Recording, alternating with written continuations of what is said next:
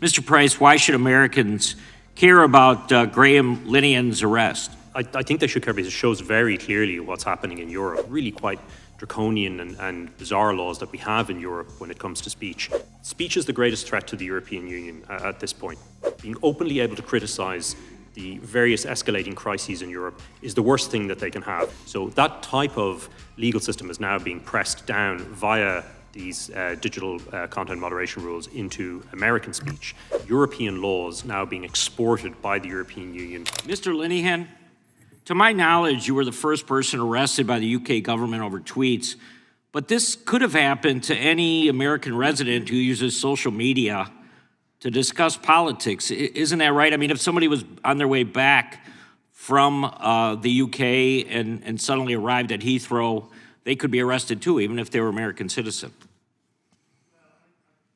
I can't really speak to that, but I wasn't the first. There's been many women arrested because trans activists have reported them to the police before me.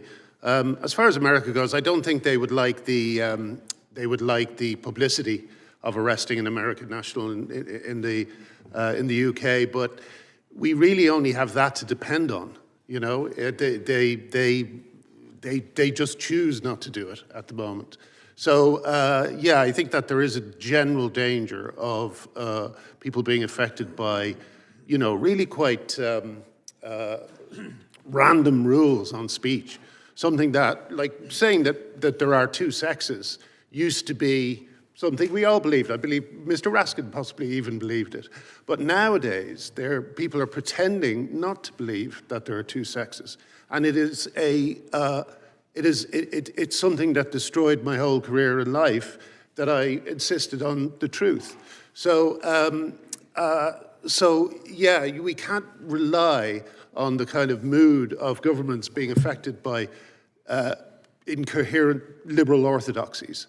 I'm sorry, it's not a great answer to your question. No, it's very good. Thank you. Mr. Price, why should Americans care about Graham Linehan's arrest? I think they should care because it shows very clearly what's happening in Europe. What we're talking about is European laws now being exported by the European Union via content moderation rules across the world. That's what is going on now. So American speech is already being affected. And in my written statement, you'll see a sample of some of the really quite draconian and bizarre laws that we have in Europe when it comes to speech. So that type of legal system is now being pressed down via these digital content moderation rules into American speech. And for Graham and for Pivy, you can see very clearly that these laws aren't theoretical. They put them into force, and it means people are arrested, they're interrogated, their freedom is taken away. Pivy has faced a 6-year court battle to get to this point. Graham undoubtedly is in their crosshairs for more action in the future, which means that really we just don't know, as we say, that the extent of the chilling effect is enormous in Europe. And exporting that globally via EU digital regulation it should be a real concern for this committee. And indeed it is, thanks to your investigations. So a recent report by the House Judiciary Committee shows evidence that the person in charge of enforcing the Digital Services Act was also concerned about enforcement of the DMA, the Digital Markets Act. Should we be concerned that the EU regulators could be using the threat of additional fines under the DMA to compel compliance with its global censorship regime? Certainly. One way to look at it, I think, is that you have to imagine this concentric circles, and at the center is speech. Speech is the greatest threat to the European Union at this point. Being openly able to criticize the various escalating crises in Europe is the worst thing that they can have. And at the moment, X, and to a growing extent, Meta, where that conversation is being had, they will use other forms of weapon outside of that to attack companies allowed. There is a huge amount of regulation over the last 10 years that they've introduced, including the Digital Markets Act, the General Data Protection Regulation, GDPR, and it's growing all the time. So if they don't start an investigation under the Digital Services Act, they have other options. But I think at the core of this is an antipathy and hatred of free speech, which they want to globalize in order to protect their power in Europe. Thank you, Chairman. I yield back. There's 120 million reasons why DMA is a concern to America. I mean, we know what's going on.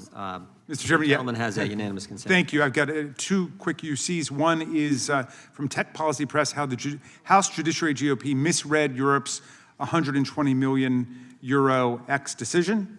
Without objection. And then I'm wondering if it's possible for us just to incorporate by reference and resubmit everything that we had at the last hearing, since this is essentially duplicative of what we did last time, and just it's more environmentally responsible just to have it resubmitted rather than as long as that's not a doing each problem, one. I can check with our parliamentarians. Okay. As long as that's not a problem, Good deal. Without objection, we can Thank you very can do much. that, and it saves us time. And now, is it Mr.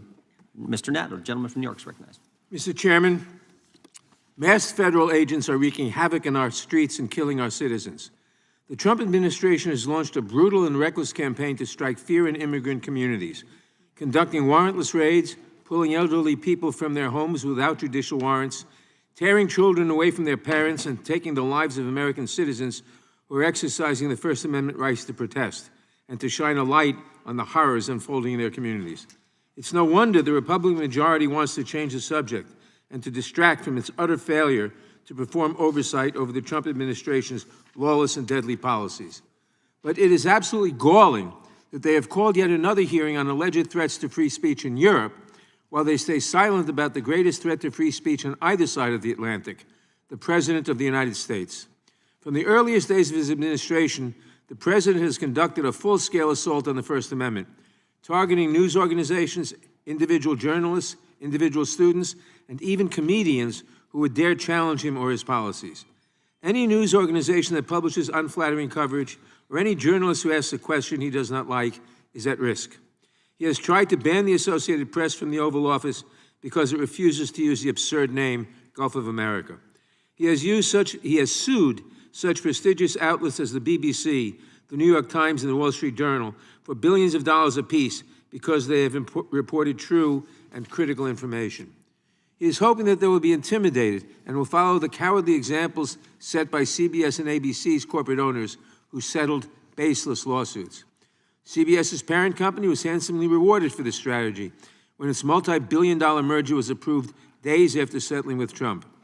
But the threats of CBS continued just last month when the White House press secretary relayed a message directly from Donald Trump to a CBS anchor who had just conducted an interview with the president that if they did not air the interview in full, then, quote, we'll sue your ass off. Just last week, his attorney general ordered the arrest of independent journalists Don Lemon and Georgia Fort for reporting on a protest in St. Paul, Minnesota, despite a judge having previously found no probable cause to believe they had broken the law. Even comedians who are critical of the president cannot escape his retribution. We all remember his handpicked FCC chair threatening that if ABC did not take Jimmy Kimmel off the air, the FCC could, quote, do this the easy way or the hard way. And after comedian Trevor Noah made a joke about the president's relationship with Jeffrey Epstein during the Grammy Awards the other night, Trump threatened on Truth Social that as he did with ABC and CBS, he would send his lawyers to sue him and, quote, have some fun with him. Between the schoolyard taunts and the childish nicknames in his post, it would be easy to dismiss this pathetic rant as a joke. But the president has shown that he's all too serious about using and abusing his authority to go after critics. And his administration has followed his lead, sometimes with deadly consequences.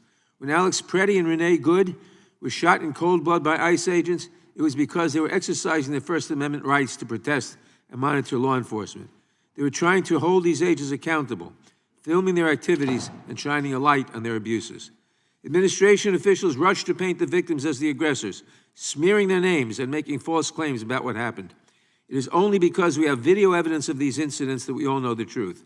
That is exactly what is so threatening to this administration.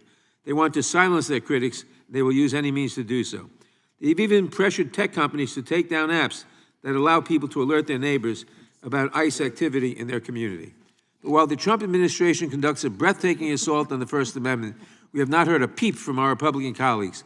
Instead, they want to focus our attention on European regulators and online safety laws. But Republicans insist that they are the true defenders of free speech. Give me a break. Mr. Mayo, the people of Minnesota have shown us how powerful it can be when citizens bear witness to the dangerous and unlawful actions of their government. Why is that so important to protect?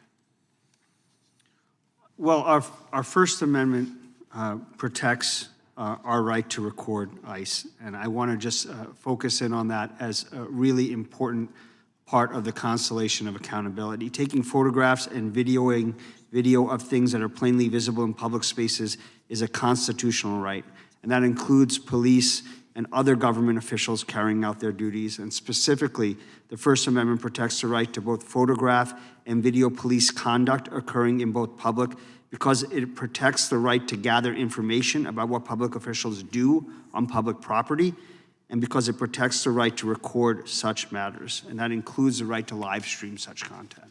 Mr. Mayo, thank you for being here today to share with us your firsthand account of the terror that federal agents are inflicting on our communities. My time has expired. I yield back.